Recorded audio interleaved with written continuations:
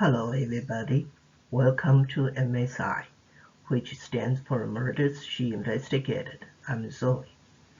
If you are new to MSI, you are invited to subscribe this channel. In this video, we shall look for the rogue pilot who hijacked MH370.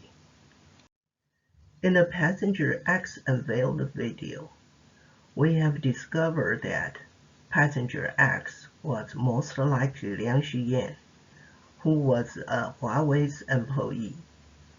Liang Xiyan's job title was Southern Pacific Wireless Communication Engineer. He boarded MH370 to execute a job assignment. Liang Xiyan was transferred from Huawei, Indonesia to Huawei, Malaysia, shortly before the MH370 incident. This transfer suggests the nature of the assignment was related to Liang Xiyan's profession. In light of Liang Xiyan's age and career path, it was unlikely that he knew how to pilot a Boeing 777. Therefore, Liang Xiyan would have a teammate who knew how to fly a Boeing 777. This teammate was the rogue pilot. Given the circumstances, the rogue pilot had to be one of the remaining 238 people on board MH370. The question is how to identify the rogue pilot among the 238 people. Are we clueless at this point? Not necessarily. We can use Liang Xiyan as a reference to build a profile for the rogue pilot. A profile will help narrow down the suspects. Let's begin with Liang Xiyan. To work as a team, Liang Xiyan and the rogue pilot had to share some kind of a common ground or related to each other in certain ways. To build a profile for the rogue pilot, let's consider some aspects such as language, traveling status, age, and seating. The following are styles considered. Firstly, language. Hijacking a Boeing 777 was no small job. Effective and efficient communications was a must. Liang Xiyan was born and grew up in China upon graduation from a Chinese university. He was stationed at Huawei, Indonesia for 4 years. Then he was transferred to Huawei, Malaysia in the beginning of 2014. He was in Malaysia 2 months before his life ended. Liang Xiyan's background suggests most likely he communicated with the rogue pilot in his native tongue, Mandarin. For effective and efficient communications, the rogue pilot was very likely a Mandarin speaker as well. If we further consider the requirement that they shared a set of common cultural values, it is very likely the rogue pilot was also a Chinese, born and grew up in China. None of the 12 flight crew members shared this attribute with Liang Xiyan. The flight crew were all Malaysians speaking Malay or English. There was no evidence that any of the crew members spoke Mandarin. Secondly, the rogue pilot was likely traveling alone and/or traveling on business like Liang Xiyan. As explained earlier, the rogue pilot and Liang Xiyan were executing a job order. This plausibly eliminates those traveling with families or loved ones. Those traveling as a group for leisure reasons were not likely candidates either. On the other hand, those traveling alone and/or on business, like Liang Xiyan, were more likely to fit the rogue pilot profile. Let's now consider age. We know that 53 years old Zahari was the pilot in command. His co-pilot, Farik, was 27 years old. Liang Xuyan was 30 years old then. He was more comparable to Farik in relation to the rock pilot. In other words, the rock pilot was likely Liang Xuyan's senior. This is consistent with their respective roles in the job. One was the pilot while the other wireless communication engineer. Recall their events. The experienced air crash investigator mentioned in the wreckage video. Larry read the flight-prone wreckage and concluded that at the end of the flight, the pilot did a controlled water ditching successfully. The success reflected the pilot's substantial experience that requires time to accumulate. Based on the above thoughts, we speculate the rock pilot was between 30 and 65 years old of age, more likely Zahari's generation. Next to consider is seating. As explained in Passenger X unveiled video, Zahari led Liang Xuyan boarded MH370 from the Yi Bay entry because Zahari thought Liang Xuyan was a Malaysia Airlines employee who had a job assignment on flight MH370. Liang Xuyan boarded and followed Zahari climbing out of the Yi Bay hatch into the business class cabin. As instructed, Zahari let Liang Xuyan sit in the cockpit. Given where Liang Xuyan was seated, the rock pilot was more likely seated in the business class cabin. The closer the rock pilot and Liang Xuyan were seated, the easier they were able to coordinate their actions without counter-actions from others. Those who have air travel experience know that it is difficult for an economy class passenger to set foot into the business class cabin. Flight attendants would not allow it to happen without good reasons. Based on the above thoughts, the profile for the rock pilot indicated a person aged between 30 and 65, who speak Mandarin, traveling alone and or for business, and probably seated in the business class cabin. We used the 4 profile attributes and the 238 people on board MH370 to build a spreadsheet.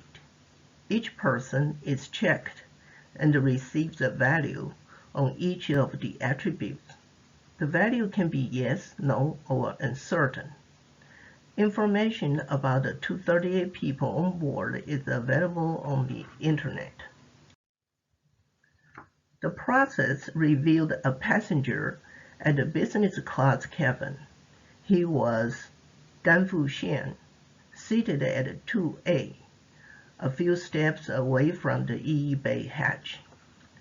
The Yi Bay hatch is a small access panel that sits below the carpet. The panel is set in the floor at the front of the business class cabin, near the gallery and the lavatories.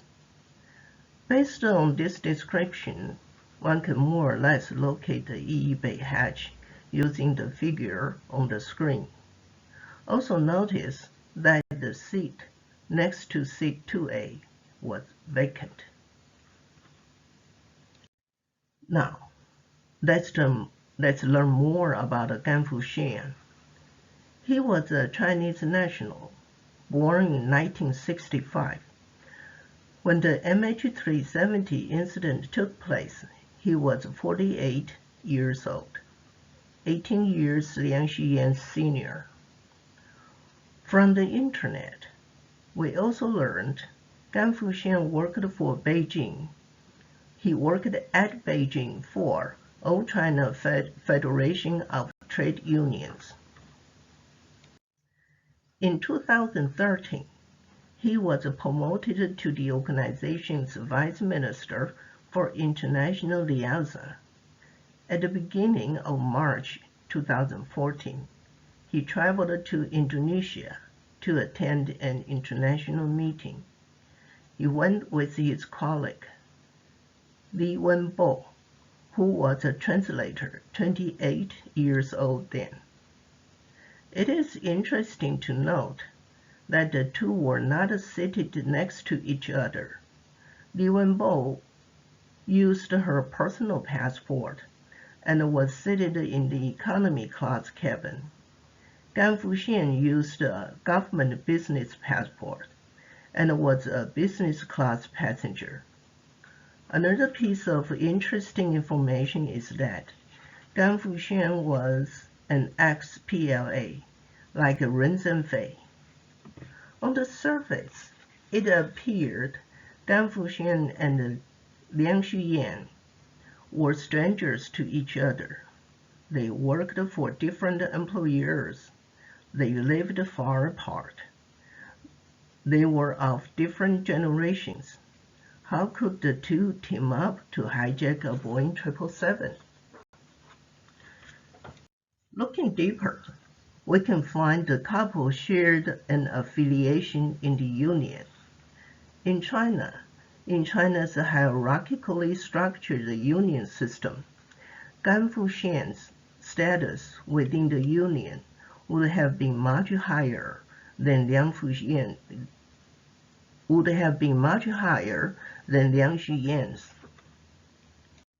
In the Passenger X Unveiled video, we mentioned a peculiar scene.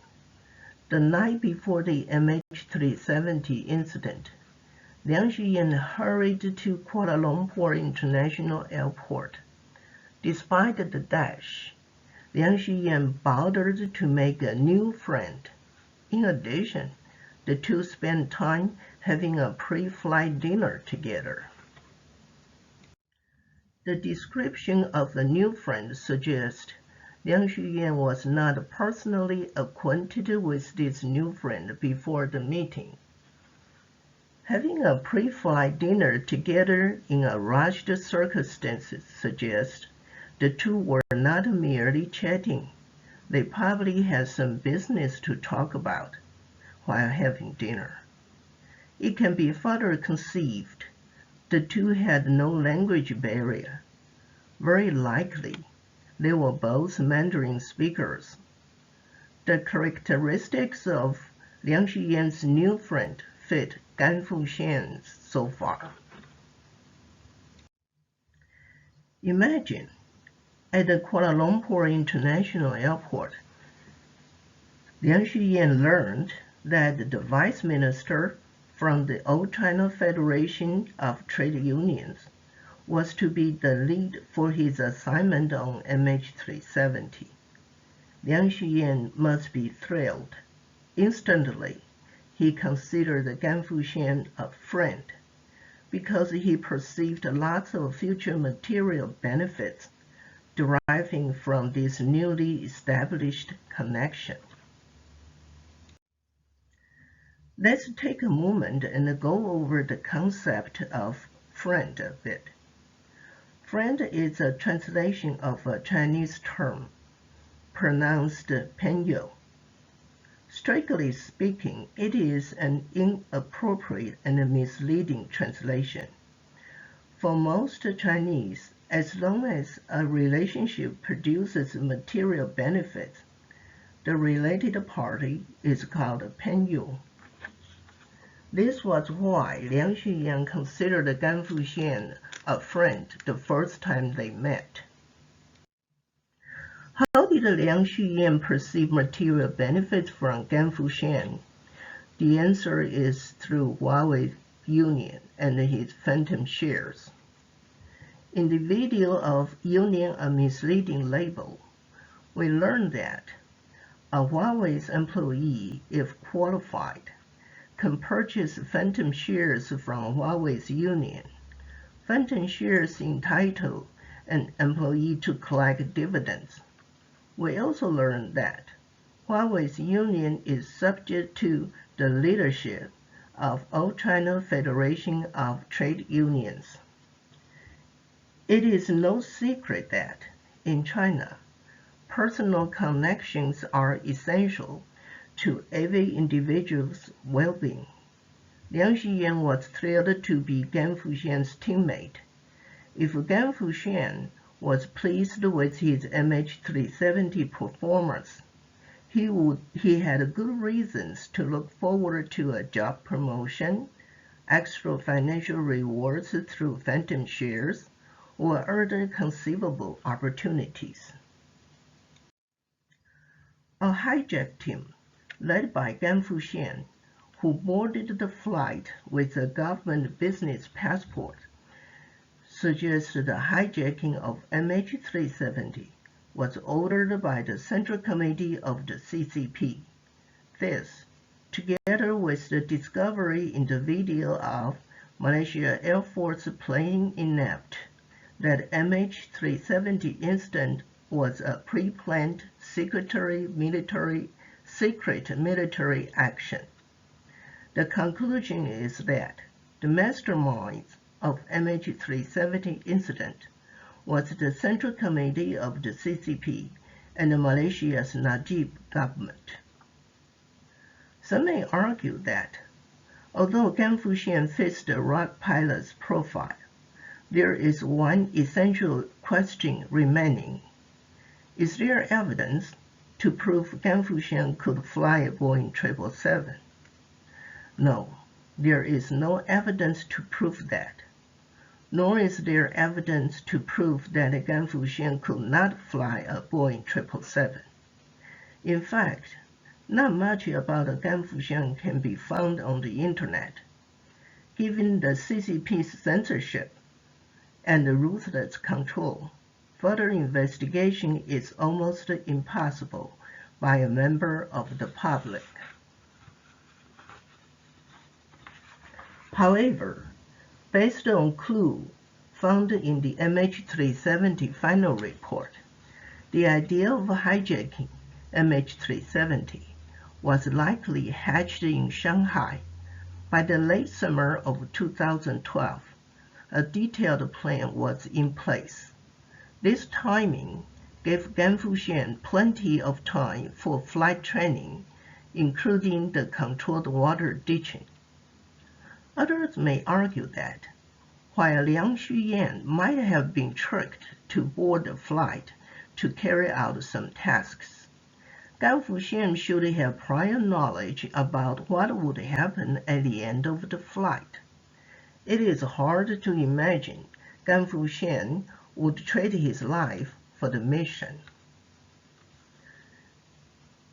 The pretense for this argument is that Gan Fuxian died at the end of the flight. Did he? We simply do not know. If Gan Fuxian performed a controlled water ditching successfully at the end, he was likely to have survived if he prepared in advance for his survival. As far as anyone knows, nobody witnessed Gan Fuxian's death on March 8, 2014. Gan Fuxian's death was declared by Malaysia's then Prime Minister Najib, who was one of the masterminds for the MH370 incident. This is all on the Rock Pilot. If you are new to MSI, you are invited to subscribe this channel. If you are already a subscriber, a thumb up is appreciated. Feel free to share this channel with others. The MH370 incident deserves everybody's attention worldwide for the sake of safe public air traveling. Next time, the video will be about some suspicious radio communications related to the hijack.